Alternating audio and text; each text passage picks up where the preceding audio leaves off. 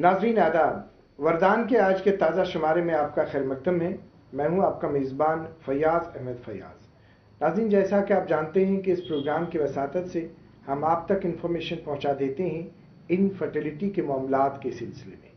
जैसा कि हमने पिछले एपिसोड में बात की फीमेल रिप्रोडक्टिव हेल्थ के सिलसिले में, और आज हम किस मौजू पे बात करना चाहेंगे वो आपको बता देंगे। और आज हम बात करना चाहेंगे इर्रेगुलर एंड डिलेड पीरियड्स के सिलसिले में, जो बिल्कुल जुड़ा हुआ है फीमेल रिप्रोडक्टिव हेल्थ के साथ। पिछली दफ़ा जो हमारे पास पैनल था, डॉक्टर रमनदीप कौर साहिबा और डॉक्टर अफशाना मंजूर साहिबा, आज भी हमारे पास वही पैनल मौजूद है। हम वेलकम करना चाहेंगे डॉक्टर रमनदीप कौर साहिबा, आपका वेलकम है। Thank you. तो इनके साथ तशरीफ रखी हुई है, यह है डॉक्टर अफशाना मंजूर साहिबा, आपका भी वेलकम है हमारे शो में। डॉक्टर रमनदीप कौर साहिबा, जैसे आप IVF कंसल्टेंट हैं और लेप्रोस्कोपिक सर्जन हैं, बहुत ही महारत रखते हैं। पिछले एपिसोड में आपने हमें बिल्कुल अच्छी तरह से समझा दिया, आपने बिल्कुल वाज़ेह जानकारी दे दी। तो आपने उस एपिसोड में, उस प्रोग्राम में ये बात बता दी कि फीमेल रिप्रोडक्टिव हेल्थ जो है उसमें इर्रेगुलर एंड डिलेड पीरियड का एक ख़ास रोल है। तो अब हम आज अपने नाज़रीन को ये समझाने की कोशिश करेंगे कि इर्रेगुलर एंड डिलेड पीरियड जो हैं किसे कहते हैं और इस सिलसिले को किस तरह से लेना चाहिए। जी सर, अगर हम बात करें कि एक फीमेल का जो रिप्रोडक्टिव सिस्टम है वो काम कैसे कर रहा है, हमें कैसे पता चल रहा है कि वो काम अच्छे से कर रहा है, तो उसका जो एक पैरामीटर जो कहते हैं कि जो जजमेंट है, जो इजीली सबको पता चलता है, वो मेंस्ट्रुएशन से ही पता चलता है। जो फीमेल्स के ऑर्गन्स है दे आर वर्किंग वेल, तो वो सब हम कैसे सेस करते हैं, मेंस्ट्रुअल ब्लड लॉस से ही करते हैं। जैसे मैंने आपको पहले बताया था कि ये जो होता है ये मेनार्की की एज से शुरू होता है और मीनोपॉज से पहले पेरीमीनोपॉज तक ये सारे सीक्वेंस चलते हैं। मेनार्की से पहले नहीं शुरू होता है और मीनोपॉज के बाद ये बंद हो जाता है। तो ये टाइम टू टाइम हमें इंडिकेशन, जो कह लो कि भगवान ने बड़ी अच्छी एक चीज बनाई हुई है कि हमें पता चलता रहता है कि ऑर्गन्स आर वर्किंग वेल। अब इर्रेगुलर पीरियड, जैसे एक जो पीरियड हर महीने आता है, हर महीने जब पीरियड्स आते हैं हमारे बच्चेदानी की और अंडेदानी की जो बनतर होती है, जो कहते हैं कि उसकी उनकी जो इमेज होती है वो चेंज हुई होती है जी। रेगुलर पीरियड्स किसे कहते हैं? हर महीने पीरियड्स आते हैं, 2-3 से लेके 7 डेज तक के वो रहते हैं। टोटल 30 to 80 ml का ब्लड लॉस होता है और जो साइकिल होता है वो 21 डेज से लेके 35 डेज तक का होता है। अगर साइकिल आपका 21 डेज से कम का है कि पेशेंट को 15-15 दिन पे पीरियड्स आ रहे हैं, जहाँ 20 दिन पे ही पीरियड्स आ रहे हैं, या फिर हो सकता है कि महीने के महीने नहीं आ रहे हैं, 35 डेज से ऊपर जा रहे हैं, 2 महीने बाद आ रहे हैं, 3 महीने बाद आ रहे हैं, कई बार मेडिसिन के साथ ही आते हैं। तो ये हर डिपेंड करता है कि उसमें कौन कौन सी प्रॉब्लम रहेगी। डिफरेंट जैसे फीमेल्स के पैल्विक ऑर्गन्स में डिजीज है, उसमें ये वेरी करता है। तो हर ऑर्गन्स की अपनी मतलब हर जो डिजीज है वो अपना अपना रोल प्ले करता है इसमें। तो उससे हम असेस कर सकते हैं कि पीरियड्स है इर्रेगुलर है और डिलेड है जी। जैसे कि कम भी नहीं होनी चाहिए और ज्यादा भी नहीं होना चाहिए। राइट जी जी। तो आप बता दीजिए, जैसे डॉक्टर अफशाना मंजूर साहिबा, थोड़ा सा कश्मीरी लैंग्वेज में हमारे नाज़रीन को ये समझाइए कि जो अभी तक डॉक्टर रमनदीप कौर साहिबा ने बता दिया। इत पे तो बूजू के डॉक्टर साहबन मोनी कि अकिस जनानी या अकिस लड़की अकिस फीमेलस युस प्रॉब्लम छ गछान स्टार्ट, यह हेको इजीली एसेस करित, यानी कि हेको इजीली पर्जनवित कि अस प्रॉब्लम कि येमिस त बच्ची, येमिस त अकिस लेडी कुन विज पन साइकिल ड्यूरेशन बासान कम हसा गो, 11 दह कम गो या 5-3 दह अपोर गछान, सह समझे कि अमिस डॉक्टर्स नश गसने जरूरत, अमिस पूरा पन इवेलुएशन करुन, अमिस पन पूरा चेकअप करनाउन, सो दैट कि यह कि सही वक्त पे बे अवल वनसी पन कह प्रॉब्लम सह नन तथ हे सोल्यूशन त बनित। ये डॉक्टर साहब वन जी। जैसे डॉक्टर रमनदीप कौर साहिबा, आपने हमें आगाज में ये बता दिया, एक तो आपने रेगुलर की बात की, दूसरा आपने डिलेड की बात की। अब हमारे पास एक सवाल पैदा होता है कि वो कौन से ऐसे फैक्टर्स हैं, मतलब किसी लेडी में आप देख लीजिए कि इस तरह से इरेगुलर हो गई या डिलेड पीरियड्स हो गए, तो ये कौन से फैक्टर्स इसे इफेक्ट करते हैं? यस सर, स्टार्ट करते हैं। कुछ फैक्टर्स होते हैं वो नॉर्मल होते हैं, कुछ एबनॉर्मलिटीज होती हैं जिसके लिए हमें अलर्ट रहना चाहिए। हमें इंडिकेशंस मिल जाती है कि now there is something, there is some problem. जैसे मैंने आपको बताया कि एक एज शुरू हो जाती है कि इस एज से पीरियड्स जो होते हैं वो स्टार्ट हो जाते हैं। एंड समटाइम्स अगर वो लड़की, जैसे आजकल जो मेनार्की की एज है वो कम, पहले मेनार्की की एज 15 थी, फिर कम होके 13 पे हुई, 12 पे हुई। नाउ डेज हम देखते हैं कि 8-9 इयर्स के बच्चे को भी पीरियड्स आ रहे हैं। जाते हैं। ये तो yes. इसमें भी वी कैन से कि लाइफस्टाइल मॉडिफिकेशन है, जो फोन्स का हम ज्यादा इस्तेमाल देते हैं बच्चों को, उसकी वजह से ये चीजें करीब करीब आने लगी। बिल्कुल बिल्कुल, this is called social factor, सबसे इम्पोर्टेंट, राइट। अब इसमें क्या होता है कि अगर ये एज है, अगर 16 साल की लड़की को पीरियड्स नहीं आ रहे हैं तो उसकी मदर को, उसकी माँ को डॉक्टर को कंसल्ट करना चाहिए कि व्हाट इज द प्रॉब्लम, क्यों नहीं आ रहे हैं। तो सबसे पहला फैक्टर उसमें आ जाता है अब नॉर्मल, मतलब अवेयर, जो मुलेरियन एजेनेसिस, एबनॉर्मेलिटी है, कोई बंतर में कोई प्रॉब्लम है, समथिंग इज रॉन्ग, कि जो फ्लो है वो बाहर नहीं आता है। एंड ये चीज हमें डिले भी नहीं करनी चाहिए, इग्नोर तुम ऐसी चीज करूँ कहें क्या इसके, अगर ऐसी इंडिकेशन मिलान कि अमिस बच्ची नसा गई न वन पीरियड स्टार्ट कहें, यह इंडिकेशन कि something is wrong in side. And तत तमिस माज रिस्पॉन्सिबिलिटी बनान कि तमिस सो डॉक्टर सबस निश नीन, सो दैट कि तमिस करन पूरे पे चेकअप कि यह दलील क्या अमिस क्या गसान, क्या वनकस इत डॉक्टर सबन वोन कि मिनार्की माहवारी हुंद आगाज सह होतन वो लक्च लक्च एज मज गन। तो वनकन किस वक्त मज मिनार्की यानी कि गोडनिच माहवारी अकिस बच्ची डिले गन, यह अलार्मिंग साइन आसान। तो इसीलिए हमें इस चीज को भी इग्नोर नहीं करना चाहिए। तो जैसे डॉक्टर अमनदीप कौर साहब, थोड़ा सा और इस सवाल को हम जी, मैं इसको आपको इसके बारे में थोड़ा, ये तो एक मैंने बताया था कि ये एक जो ऐसी चीज है जो कि नॉर्मलिटी में है, जो फैक्टर हम रिस्पॉन्सिबल होते हैं, we human beings are responsible for this. अब मैं आपको उसके बारे में बताऊंगी।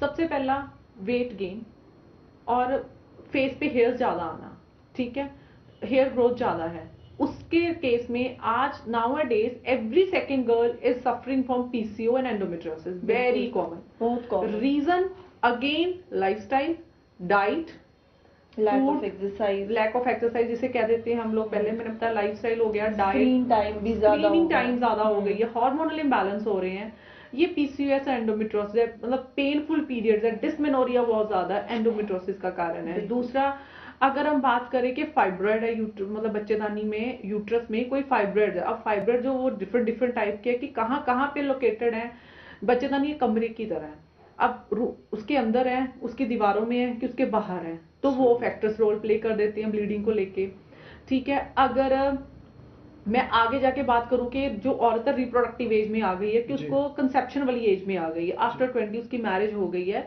उसके बाद मैरिज के जस्ट बाद उसके पीरियड जो है वो इरेगुलर हो रहे हैं। देखिए, अगर पीरियड्स रेगुलर होंगे, जो साइकिल सिंक्रोनाइज करेगा हार्मोन्स के साथ, वही एक औरत बच्चा बना सकती है, ठीक है। अगर आपके पीरियड्स ही नहीं मैच कर रहे हैं ओवुलेशन डेज के साथ, पीरियड्स पहले हो रहे हैं, जब बाद में हो रहे हैं, जो फॉलिकल्स है वो अच्छे से डेवलप नहीं हो रहा है, रप्चर डिले हो रहा है, तो ये सारे फैक्टर्स रोल प्ले करते हैं इरेगुलर मेंस्ट्रुएशन में। अब आगे बात कर ले कि अगर बच्चा हो गया, उसके बाद औरतों को जो होते हैं कि 1-2 महीने तक ब्लीडिंग होती रहती है, और कह ले लेमन लैंग्वेज में कहते हैं कि जो घर की दाइयां कह ले, या कोई वैसे जो घर के अपने ही डॉक्टर होते हैं, वो कहते हैं ये अच्छी चीज होती है, उनके अकॉर्डिंग ये अच्छी चीज है, बट मेरे अकॉर्डिंग ये अच्छी चीज नहीं है। अगर एक्सेसिव ब्लड लॉस हो रहा है तो मतलब वो लेडी को कोई ना कोई प्रॉब्लम हो सकती है, तो उसमें हमें इंटरवीन करना चाहिए, उस औरत को डॉक्टर को कंसल्ट जरूर करना चाहिए। कभी इसमें क्या होता है कि जैसे आपने कहा कि घर पे बैठे हुए बहुत सारे डॉक्टर्स है फैमिली में, इट्स नॉट कि डॉक्टर्स है, बट वो खुद से ट्रीटमेंट दे देते हैं, सॉरी टू मेरा वर्ड्स में ये कहना चाह रही हूँ कि वो अपने आप में डॉक्टर्स है, कि वो अपनी आगे बताते हैं। एंड इस चीज को भी डिले किया जाता है क्योंकि कोई कुछ कहता है कि इसको शायद कमजोरी की वजह से ज्यादा पीरियड्स आए हैं, ये खाना नहीं खाती, या इसने कुछ ज्यादा काम कर लिया है, उस वजह से इसको एक्सेसिव ब्लीडिंग हो रही है। मगर अगर ये चीज बार बार तो गसा, यह जरूरी कि कमजोरी या तो ज्यादा काम कर्म तम सत मेडिकल कंडीशन प्रॉपरली इवेलुएट अकिस एक्सपर्टस नश कर ज्यादा जरूरी मान ख्याल। तो ये चीज तु इग्नोर कर क्या हल गमज कि हर कह चीज सिम्टम कुन हेल्थ रिलेटेड कह हेल्थ रिलेटेड क्या करान तक घरेलू नुस्खों गो इलाज करान मगर यह ज्यादा समझन जरूरी कि आज सह वक्त कि दिमो कुन चीज या कुन बेमार दिमो गोश क्या अंदर किन गोश इंसान वोत में ये नहीं पता किसी को। डॉक्टर रमनदीप कौर साहिबा, एक खास मुद्दे की तरफ हम आपको ले जाना चाहेंगे। ये बताइए कि इसमें दो चीजें रह गई जो आपने अभी बता दिया। एक तो हमें स्ट्रेस के हवाले से बता दीजिए, दूसरा आप जो एडिक्शन है जी। ये दो चीजें क्या इसमें कुछ रोल प्ले करती हैं? तो सर मैं आपको एक चीज बताना चाहूंगी, जो पीरियड्स होते हैं वो हमारे इन्वायरमेंटल फैक्टर जैसे टेम्परेचर बहुत कम हो रहा है, ज्यादा हो रहा है, उससे भी इफेक्ट होते हैं। हमारी सोच से इफेक्ट होती है। सोच से बात करें तो स्ट्रेस हो गया, फैमिलीज में तनाव होता है, एंजाइटी होती है, कई बार झगड़े की वजह से इफेक्ट करता है बच्चों के ऊपर। ट्रैवलिंग की वजह से आप एक जोन से दूसरी जोन की तरफ ट्रेवल कर रहे हो, टेम्परेचर से, हाइट से, एटीट्यूड से, सब जो होते हैं ये पीरियड्स को इफेक्ट करते हैं। और एक चीज, अगर आप किसी तरह का कोई भी एडिक्शन है, किसी तरह का कंज्यूम कर रहे हो, कोई स्मोकिंग कर रहे हो, तो उसकी वजह से भी इफेक्ट करता है हमारा। जी हाँ, आप जरा हमें कश्मीरी में समझाइए डॉक्टर अफशाना मंजूर साहिबा। मतलब वारियान जायन वो गामन मजन बाकी जायन मतलब जजीर इस्तेमाल सदना तमोक से इस्तेमाल करने या इस तरह की कुछ चीजें हैं, तो इसको थोड़ा सा हमें समझा। जी बिल्कुल, इत पे पता है कि जन नश यह सिर्फ कि सिगरेट मर्द चवान वुचान तम पेशेंट तथ वन खनिच कड़ान कि स्मोकिंग हिस्ट्री ड्रग हिस्ट्री पृछान तिमन वनान कि क्या तुम स्मोक करान क्या किसी के तो फेस से पता चल जाता है कि ये लेडी स्मोक करती है, या इन द फॉर्म ऑफ मन जजीर या आज यूता हाई फाई गमत लूक कि तम सिगरेट ते इस्तेमाल करान उस वन नो सितम बनान नो वबा बनो सानि कशीर मज। तो यह चीज ना गलत फैक्टर, यह गलत आदत अकिस जनान अगर सो यम चीज इस्तेमाल करान क्या हेको नी कथ न करथी कि ना करान। यह सारनी पता यम वन दूर दराज इलाकन मज रोजान तिम वन जजीर हुंद इस्तेमाल करान। दोहस तिम आसान फूकान जैसे भी है तंबाकू, वो चीजें हो रही है, या सिगरेट हो तो इत पे बह वनान तिम चीज अवॉइड कर क्या तिम वनान कि अस स्ट्रेस मशान अमी मगर यह स्ट्रेस मशान क्या मगर तुम अंदरूनी सिस्टम खराब करान। खास कर वुमन अकिस जनान हिज रिप्रोडक्टिव हेल्थ तथ पे अमुक ज्यादा इफेक्ट पेवान। या इथे पे वनकस वुचान like for example drug abuse गसान। ओत्र रिसेंटली सर्वे यह कि लड़कन हिंद खुद ज्यादा वनकस कोर ड्रग अब्यूज करान, हीरोइन अब्यूज करान या तमिक शिकार वनकस। तो इस चीज पर भी, इस चीज की वजह से भी रिप्रोडक्टिव हेल्थ पे काफी असर पड़ा है। दूसरा आप कह रहे हैं स्ट्रेस है, स्ट्रेस वनकस part and parcel of life. अम वगर वनकस कह चाहे मीनार की मज या रिप्रोडक्टिव एज मज कह लेडी है या पेरीमीनोपॉजल यह स्ट्रेस पार्ट एंड पार्सल, यह सत पकान मगर अस यूत स्ट्रेस कुन तरीक़ खोन कह ये सन रिप्रोडक्टिव हेल्थ खराब ग सो असर अंदाज ग तम चीज अवॉइड कर। अत मज सिर्फ तमिस अकिस इंडिविजुअल सुंद रोल कहें, तथ में तम फैमिली हूं रोल, उसका सोशल सर्कल है वो इन्वॉल्व होता है। क्या कहीं ना कहीं अगर हम रिप्रोडक्टिव एज की बात करें तथ मज क्या करान कि दखल अंदाजी करान अकिस मैरिड कपलस मज कि ऐ क्या बच्चे गसान, ऐ क्या कंसीव करने कोशिश करान मगर तन तिमन आसान पता कि यमन हसा प्रॉब्लम ऑलरेडी जूझान।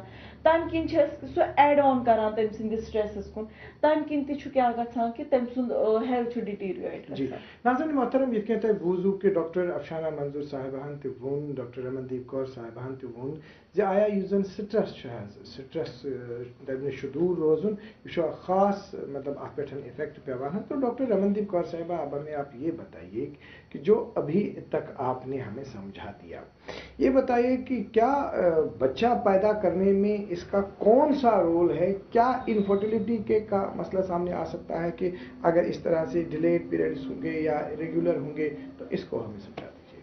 सबसे इम्पोर्टेंट फैक्टर ही ये होएगा, इनफर्टिलिटी का कारण ही ये होता है कि अगर पीरियड्स ही टाइमली नहीं आ रहे हैं तो जो कहते हैं अंडा बन रहा है, जो ओवरीज में एग्स के जो प्रोडक्शन होती है वो सबसे ज्यादा इफेक्ट करेगी।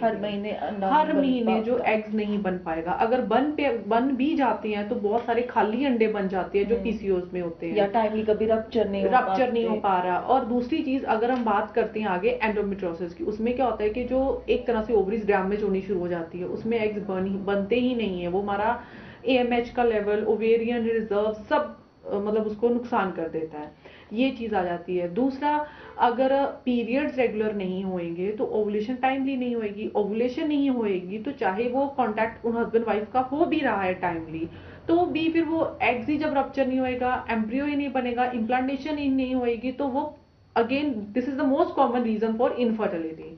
सो सारे के सारे अगर मैं टोटल आपसे बात करूं तो जितने भी मोस्ट कॉमन डिजीज प्रॉब्लम्स है, पीसीओ हो गई, एंडोमेट्रियोमास हो गए, फाइब्रॉइड्स हो गए, और अगर फैमिली में कोई हिस्ट्री है, कोई जिसे कहते हो डायबिटीज की हिस्ट्री है, कोई भी मस्कुलोस्केलेटल रिलेटेड प्रॉब्लम्स है, कोई ऑटोइम्यून डिजीज है, कुछ भी है, something that is everything is related to period, हर औरत के वो पीरियड्स के ऊपर आगे इफेक्ट डालती ही डालती है। तो ये बताइए कि हमें कौन से एहतियात बरतने चाहिए कि उससे, ताकि इस तरह की सूरत हाल हमारे सामने ना आ जाए। जी सर अगर शुरू करूं स्टार्टिंग से, मिनार्की के से, एक बच्चे को तो पहले एक मदर को, उसमें सबसे ज्यादा इंपॉर्टेंट रोल होता है मदर का, कि मदर को अपनी बच्ची को अच्छी डाइट देनी चाहिए, उनको फोन की, जिसे कहते हैं कि टेलीविजन की, इन सब चीजों पे रिस्ट्रिक्शंस होनी चाहिए, लाइफस्टाइल उनकी प्रॉपर होनी चाहिए। ये नहीं है कि बच्चा स्टडीज में अच्छा है लेकिन वो आप फिजिकली एक्टिव नहीं है। सो ये दोनों चीजें ज्यादा देख रहे हैं। यस बहुत कॉमन है कि बच्चे, अब मदर क्या हो गया है, बच्चों को हाउस रिस्ट्रिक्ट करके रखा हुआ है, जो बच्चे हैं वो टेलीविजन या टैब या कंप्यूटर्स पे ज्यादा टाइम स्पेंड कर रहे हैं, फिजिकल एक्टिविटी नहीं पता है। सो ये एक सबसे बड़ा हो गया। डाइट सबसे इंपॉर्टेंट हो गया कि उनको डाइट अच्छे से अच्छी देनी चाहिए। हमें डाइट जो होती है फीमेल के लिए प्रोटीन रिच डाइट होनी चाहिए, फाइबर्स होने चाहिए, वाटर कंटेंट इंटेक ज्यादा होना चाहिए, टाइम टू टाइम डाइट होनी चाहिए, स्लीपिंग आवर्स अच्छे होने चाहिए, बिकॉज एक जो 8 आवर्स की साउंड स्लीप होती है वो सब एवरी ह्यूमन बींग्स के लिए वो गुड होती है, जिसमें इसका हार्मोन्स का जो लेवल होता है वो अच्छे से कंट्रोल में रहता है। एंड अगर आफ्टर मैरिज मैंने आपको बता दिया कि अगर लेडी को पता है कि हमने कंसेप्शन की तरफ जाना है तो मेडिकल हेल्प जो होती है, नेक्स्ट स्टेप डोर्स अवेलेबल है। अब ये हमारा मुद्दा जो आज लोगों तो मैसेज पहुंचाने का यही है कि उनको we are there for to help you guys. So come आप अपने डिस्कस कीजिए अपनी प्रॉब्लम। कई बार क्या होता है कि छोटी सी प्रॉब्लम ही डिस्कशन से एक मुद्दा जो हल कर सकती है जी। दूसरी चीज कि अगर बच्चा पैदा होने के बाद लेडी को प्रॉब्लम्स रहती है, उसमें सबसे बड़ा फैक्टर आता है कि जो लेडीज होती है वो ब्रेस्ट फीडिंग नहीं करवाती हैं, जो कि ब्रेस्ट फीडिंग होती है वो बच्चे के लिए और मदर के लिए, दोनों के लिए बहुत इंपॉर्टेंट होता है। बच्चे की इम्यूनिटी जो मदर के मिल्क में से विटामिन ए और कोलेस्ट्रॉल मिलता है वो मदर से ही मिलता है, वो फॉर्मूला फीड से नहीं मिलता है। प्लस अगर मदर फीड करती है तो ब्रेस्ट कैंसर से प्रिवेंशन होती है, उसका वेट इजीली होता है, हार्मोन्स अच्छे से कंट्रोल होते हैं, जो ब्लीडिंग की प्रॉब्लम्स है, ओवुलेशन टाइमली होती है, और as a contraceptive as a ये रोल प्ले करती है, मतलब आगे आने में बच्चा पैदा करने में वो रोल प्ले करता है। और इसके बियॉन्ड अगर हम जाएं, कह लें कि 37 जैसे पेरीमेनोपॉजल एज है, उसमें गॉड ने हमें अलर्ट करना शुरू कर दिया कि आपके पीरियड्स इरेगुलर हो रहे हैं, तो वो हमें इंडिकेशन होता है कि that lady is going towards the menopause. तो उस तरफ से हमें ये सारे हर एज के और स्टेप वाइज फैक्टर होते हैं जो रोल प्ले करते हैं। इरेगुलर, डिलेड, कुछ नॉर्मल होते हैं, कुछ नॉर्मल होते हैं, और कैसे होते हैं हमें इसकी तरफ ध्यान देना चाहिए। So ma'am foundation is there and there only कि लाइफस्टाइल मॉडिफिकेशन का होना ज्यादा बेटर होना ज्यादा इंपॉर्टेंट है, डाइट का हमें खास ख्याल रखना है, या एनवायरमेंटल फैक्टर्स हमारे आते हैं, ऑक्यूपेशनल फैक्टर्स हमारे आते हैं, exercise is very much important. And इसमें जो अगर हम स्टार्टिंग से ही बात करें, मिनार्की की बात करें, तो ये ऐसे फैक्टर्स अल्टीमेटली हमें किस तरफ ले जा रहे हैं, इनफर्टिलिटी की तरफ ले जा रहे हैं, जो कि नाउ अ डेज बहुत कॉमन है। और क्यों है, सारे फैक्टर इसी से रिलेटेड है कि आज अगर हम बात कर रहे हैं तो हम इसीलिए कर रहे हैं कि हमें इनफर्टिलिटी को कैसे ट्रीट करना है, प्रिवेंट कैसे करना और ट्रीट कैसे करना, और लोगों तक ये मैसेज हमारा पहुंचाने का मकसद भी यही है। तो किस तरह के पेशेंट्स आपके पास आ जाते हैं जो आज के वक्त में आप देखते हैं, इससे रिलेटेड जो अभी तक आपने हमें समझा दिया? सर अगेन मैंने आपको वहीं से स्टार्ट करती हूँ, start with the periods. Then with the कोई भी प्रॉब्लम्स है कि कोई एनाटॉमिकल प्रॉब्लम्स जिसमें हमारे डिजीज आ जाते हैं, पीसीओडी पेशेंट्स है, एंडोमेट्रियोटिक पेशेंट्स है, जैसे फाइब्रॉइड्स हैं, और ये सबसे ज्यादा कॉमन है। और सबसे लास्ट में डिलेड मैरिजेस, तो उन्होंने बता ही दी है आपको कि डिलेड मैरिजेस सबसे बड़ा फैक्टर है। जैसे कि एक लेडी के जो पूरी लाइफ में जो ओवुलेशन जो होती है वो एक लिमिटेड टाइम के लिए होती है, और वो बेटर है 35-37 तक होती है। उसके बियॉन्ड वो जो चांसेस होते हैं वो कम होने शुरू हो जाते हैं। तो वो गुड क्वालिटी के एग्स नहीं बनते हैं। अगर एग्स नहीं बनेंगे तो ऑब्वियसली प्रेगनेंसी तो नहीं होगी। तो इसीलिए ये सारे फैक्टर्स रोल प्ले कर रहे हैं। और एक लेडी जब आई पेरीमेनोपॉजल एज में गई है, उसके अंदर ना तो हमारे पास एएमएच हार्मोन्स का लेवल कम है, ओवेरियन रिजर्व कम है, तो प्रेगनेंसी में प्रॉब्लम आएगी। Infertility is a common factor. So ma'am we can say prevention is better than cure. तो हमें पहले ये चीजें प्रिवेंट करनी है। उसके लिए प्रिवेंशन के लिए हमें ये सारे मेजर्स लेना बहुत ज्यादा इंपॉर्टेंट है कि हमें डाइट पे, लाइफस्टाइल पे, एक्सरसाइज पे, ये सब चीजों पे पूरा ध्यान रखना है, सो दैट कि ये चीजें अवॉइड हो और फिर ये चीजें हमारी लाइफ में ज्यादा ना हो। इससे पहले कि हम आपसे बात करेंगे नाजरीन, हम आपको बताना चाहेंगे कि अगर आप किसी इस तरह की परेशानी में मुब्तला है, आप वरदान के जो यहाँ पे श्रीनगर में सेंटर है उनसे आप रब्ता कर सकते हैं। उनका नंबर है 7814792726। इस नंबर को डायल करके आप डॉक्टर अफशाना मंजूर साहिबा से भी बात कर सकते हैं, या वरदान में जितने भी यहाँ पे मगरमल बाग श्रीनगर में इनके एफिलेट्स हैं, जो इनकी टीम है, उनसे रब्ता करके इस तरह की जो प्रॉब्लम है उसको आप दूर कर सकते हैं। तो आखिर पे आप हमें डॉक्टर रमनदीप कौर साहिबा, एक आपका मैसेज चाहिए ऐसे मतलब लड़कियों के लिए, ऐसी मदर्स के लिए या ऐसे कपल्स के लिए। जी सर, इट्स माय प्रिविलेज कि मैं आपको एक मैसेज देना चाहती हूँ कि हर लेडी को और हर मदर को और हर लड़की को अपनी हेल्थ के प्रति बहुत ज़्यादा अवेयर होना चाहिए। बिकॉज आज देखा जाए तो अगर आप मॉडर्नाइजेशन आ रही है तो ये हमारे लिए हेल्पफुल तो है ही है, नेगेटिव इम्पैक्ट्स भी है। तो आप उस चीज़ को अपनी डाइट की तरफ ध्यान दीजिए, अपनी लाइफस्टाइल की तरफ ध्यान दीजिए। और यस, मैरिज अगर एक ऐसा चीज़ है कि जो बनी हुई है, जो कि आप सब कपल्स इसमें इनरोल होते ही होते हैं। सो आप अपनी कंसेप्शन की जो पीरियड है उसको डिले मत कीजिए। जो आइडियल कंसेप्शन एज है उसी की तरफ फोकस कीजिए। एंड अगर आप जल्दी अवेयर होना चाहते हैं, तो अगर आपको कोई भी दिक्कत आती है, आपको पीरियड से रिलेटेड दिक्कत आती है, कुछ भी है, तो हमारी जो हेल्पलाइंस है, we are working on it, हम अवेलेबल है नेक्स्ट डोर आपके लिए। आप आइए, हमसे डिस्कस कीजिए। समटाइम्स व्हाट हैपन कि छोटी सी चीज डिस्कस करने से भी सॉल्व हो जाती है, कोई बड़े ट्रीटमेंट की तरफ जाने की जरूरत नहीं होती। तो एक बार काउंसलिंग करवानी भी बहुत इंपॉर्टेंट होती है कि आपको कुछ डूज एंड डोंट्स हम आपको बता सके कि क्या रोल प्ले करते हैं फर्टिलिटी में और इनफर्टिलिटी में।